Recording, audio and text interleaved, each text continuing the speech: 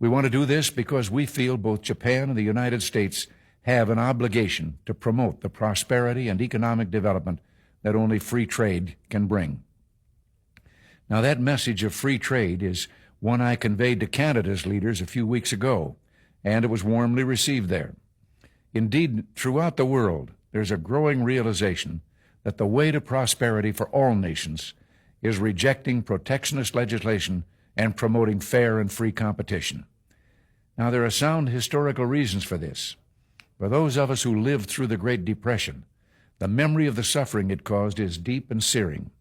And today, many economic analysts and historians argue that high tariff legislation passed back in that period, called the Smoot-Hawley Tariff, greatly deepened the Depression and prevented economic recovery. You see, at first, when someone says, let's impose tariffs on foreign imports, it looks like they're doing the patriotic thing by protecting American products and jobs. And sometimes for a short while it works, but only for a short time.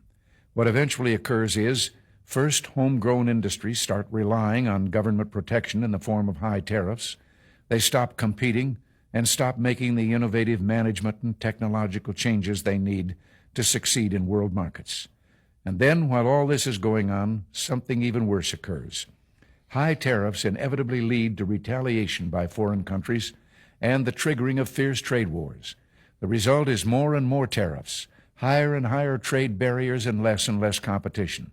So soon, because of the prices made artificially high by tariffs that subsidize inefficiency and poor management, people stop buying. Then the worst happens. Markets shrink and collapse, businesses and industries shut down, and millions of people lose their jobs. The memory of all this occurring back in the 30s made me determined when I came to Washington to spare the American people the protectionist legislation that destroys prosperity. Now, it hasn't always been easy. There are those in the Congress, just as there were back in the 30s, who want to go for the quick political advantage, who risk America's prosperity for the sake of a short-term appeal to some special interest group, who forget that more than 5 million American jobs are directly tied to the foreign export business, and additional millions are tied to imports. Well, I've never forgotten those jobs, and on trade issues, by and large, we've done well. In certain select cases, like the Japanese semiconductors, we've taken steps to stop unfair practices against American products, but we've still maintained our basic long-term commitment to free trade and economic growth. So, with my meeting with Prime Minister Nakasone and the Venice Economic Summit coming up, it's terribly important not to restrict a president's options in such trade dealings with foreign governments. Unfortunately, some in the Congress are trying to do exactly that. I'll keep you informed on this dangerous legislation because it's just another form of protectionism, and I may need your help to stop it.